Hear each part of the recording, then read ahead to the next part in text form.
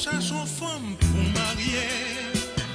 Pas qu'un problème pour décider. C'est que même côté mangera, on pousse coupe John. Les vacances privées dans toute la rue, Port-au-Prince ou province, c'est belle parade, c'est belle histoire.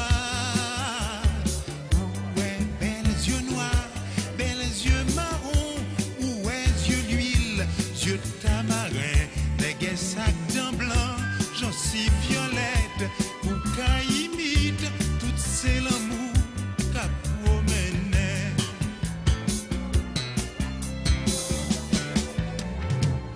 Tout garçon qui parle femme yo mal, ces garçons qui pas fin normal. Y'a ma chance qui fait que parfois va tomber son chercher. Chaque femme l'en pays, son boule diamant à promener. À la femme yo belle, femme d'Haïti. À la femme yo belle, femme si là yo gen nan ma courage, en point femme sur la terre. Les femmes artistes sont celles qui méritaient le plus d'attention et le plus de reconnaissance.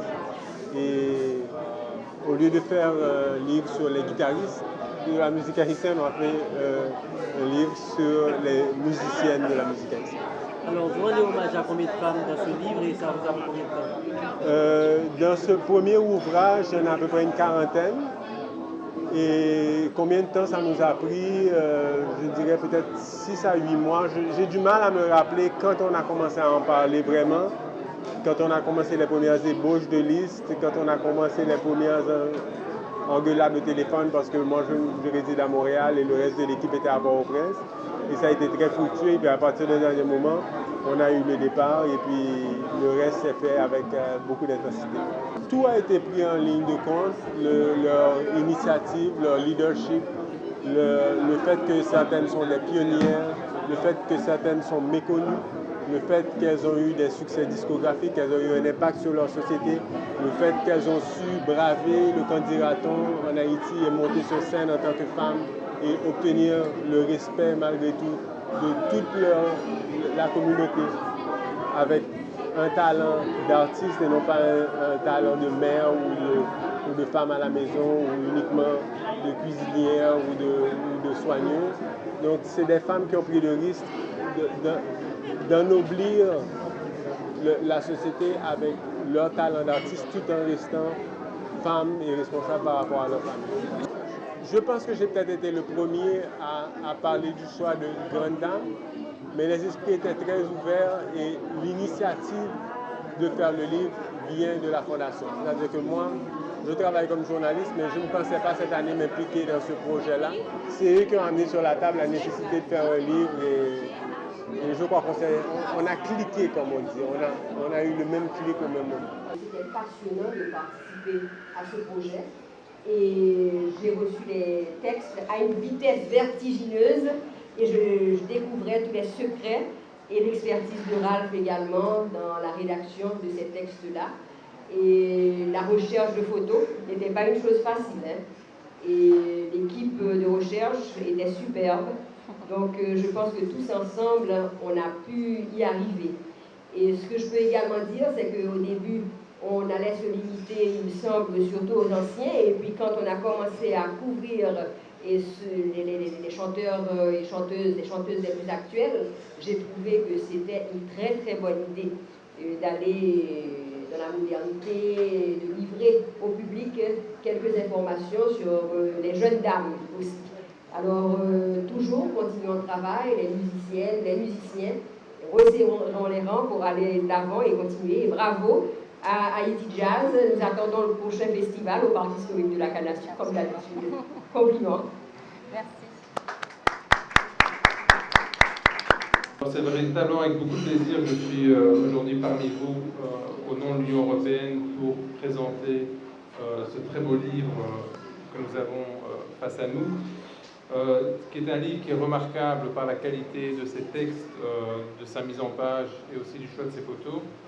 Et donc je pense que l'objectif que vous, en tant qu'initiateur, promoteur, vous étiez assigné, a été pleinement rencontré. Alors je salue donc cette initiative, je salue le travail d'écriture de ce très beau livre, et je voudrais aussi m'incliner face à cette très belle idée de rendre spécifiquement hommage aux dames de la musique haïtienne. Car en effet, il faut rendre à César ce qui lui appartient, et donc en l'occurrence, il nous appartient de rendre aux femmes ce que la société et ce que la musique leur doit. Ou comme le disait Louis Aragon, le poète français, si les femmes sont l'avenir de l'homme, la musique n'y fait à l'évidence pas exception. Et donc la place de la femme dans la musique a été prépondérante par le passé, dans le présent, et le sera encore à l'avenir, et ce livre en témoigne à merveille. Alors c'est un livre qui a plusieurs dimensions.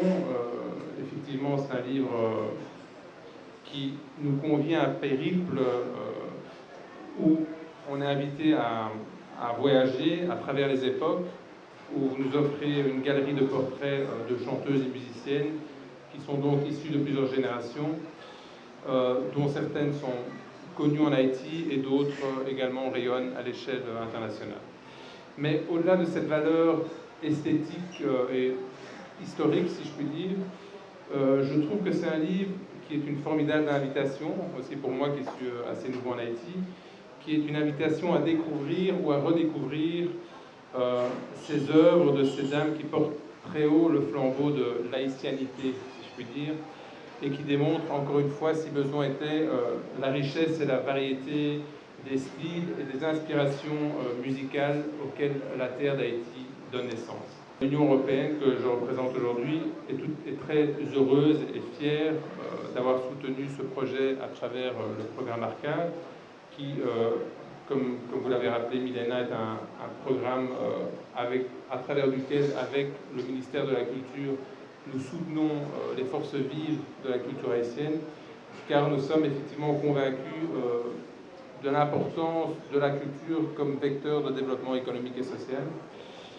Et donc c'est un secteur qu'il faut soutenir pour lui permettre d'éclore et de réaliser toutes ses potentialités. En mon nom personnel et en celui de la ministre de la Culture, Madame Josette d'Auguste, j'adresse un cordial salut et des remerciements sincères à vous tous ici présents pour rehausser l'éclat de cette cérémonie.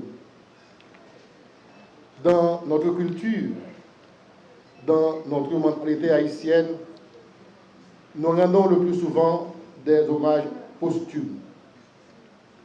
Nous attendons que la personne soit morte, qu'elle soit passée de vie à trépas, qu'elle soit dans l'autre monde. Et parfois, nous l'aidons même à y aller plus vite avant de lui rendre un hommage bien mérité que la personne aurait bien apprécié de son vivant et qui, peut-être, l'aiderait à vivre plus longtemps sur cette terre. Merci encore, mesdames. Merci pour ce que vous êtes. Merci pour ce que vous avez fait. Et merci pour ce que vous continuez de faire. La patrie est fière de vous. Un grand merci particulièrement aux organisateurs et à tous ceux qui ont rendu ce rassemblement possible.